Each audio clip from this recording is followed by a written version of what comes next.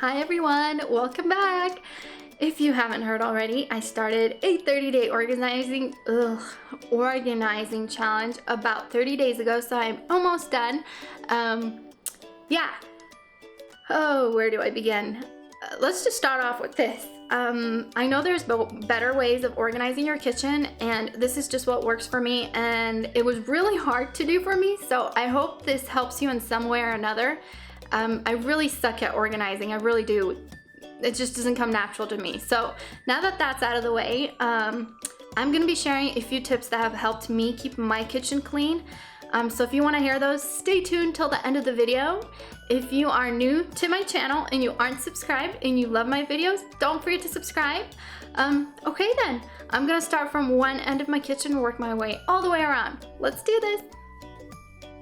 Okay, so here's a quick overview of what my kitchen looks like currently. To begin, we'll start off with these two little drawers on the left. I like to keep all my wrap products here as well as Ziploc bags. This is also right next to my fridge, which makes it pretty convenient to wrap food when storing it. Following that, right underneath in this narrow cabinet, I store my trash bags. This is still a work in progress and we're trying to figure out a neater way to store them, but I store all my recycled grocery bags in a big trash bag in the bag and my bigger trash bags in the front in the original boxes. If you have any tips for this, please let me know. I'd love to store these neater. Okay, so next is this giant cabinet starting from here and ending over here. Okay, so truth be told, I've struggled to keep this one clean since the day we moved in because it had no dividers installed whatsoever and everything would just pile up. We went ahead and custom made these shelves and they're a game changer. If you want plans, I took photos along the way. I'll be sure to add the link below for you. I purchased my containers at Bed Bath & Beyond. They have a button that has an airtight seal when pushed. And oh my goodness, I can't say enough. These are worth every penny. I store cereal in these and it smells so fresh in these containers. They are pretty pricey though. I got mine for about $100 for 10 pieces. If you're looking for a cheaper option, I purchased a few at Marshall's as well. These have a handle instead of a button and work just as good, and they run about $7 a piece. The handle does take a bit getting used to because I'm always tempted to pick it up by the handle, which removes the lid. Also, here's a quick money saving tip. I'm not sure if you like this, but this is what I do. Since I don't use a lot of spaghetti, I store my lasagna and spaghetti in one container because these containers sell for about $15 each if purchased separate, so it saves a little bit of money. Okay, moving on to my cutting boards. Let's get some of these out of the way so I can show you the divider.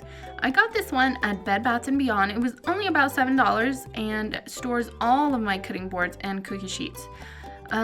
Here's another quick peek at our custom shelf. We made this one for all of our bowls.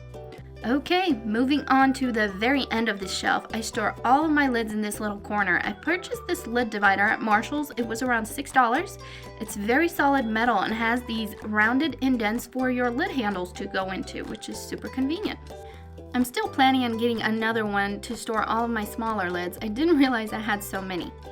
Okay, moving on to my knife drawer. I decided to separate my small knives from my big ones, so I purchased this little plastic container at the dollar store. This helped me a ton now that I don't have to dig for small knives all the time. Next is my homework and miscellaneous drawer. I also got this clear plastic container at the dollar store. I believe this one was in their office supply section. Super convenient to store tiny things. As you can see, the bigger plastic containers came in pretty handy to store pens and pencils. Okay. Following that, I store my kitchen towels and oven mitts in the next two drawers. Okay, coming up next, I store all my wine corkscrews in one of these plastic containers as well. Can you tell I'm totally obsessed with these? Okay, right beneath it, I store all of my small kitchen electronics and gadgets. The smaller accessories are stored in these bins as well. Following that, in the cabinet next to it, I store all of my cookware. I purchased this frying pan divider at Bed Bath & Beyond. I believe it was around $8. It helps keep my pans from getting scratched and they slide in perfectly. The pots that I do stack, I left some of my cardboard packaging inside to keep them from getting scratched. A quick tip, I've learned not to store anything big behind this pan rack because it's really hard to pull out. So just something to keep in mind. Okay, next is my kitchen utensils. I actually donated a lot of my old utensils and invested in these rubber-tipped utensils to keep my cookware from scratching. My motto to organizing my kitchen was, if it doesn't fit, donate it. Less utensils, but these are ones I use for sure. Okay, next is my dinnerware cubby. I used to only have 2 shelves here and decided to install this 3rd shelf on top so there's no wasted space. I purchased this divider at Marshall's. It was about $4 and works perfect to stack dishes or cups if you need to. Following that, right next to where I cook, I have my random things that I use almost every day and these little clothespins that I attached using double tape from the dollar store to store all my small packets. Next is my baking and spice cabinet. Oh my goodness, I can't say enough about this spice organization. I swear this keeps my kitchen cleaner by at least 30%. Spices are so messy. I use them daily and hate digging for them in the cabinet. It's so much easier to pull this bin out every time instead of having to dig in the cabinet. Right next to it, I have all of my baking labeled so I know what's in each box. A quick tip that helps me keep my kitchen clean while baking is keeping all of my small baking goodies in one area. I actually didn't realize my baking supplies were stored all over the kitchen before, so it was a big mess while baking.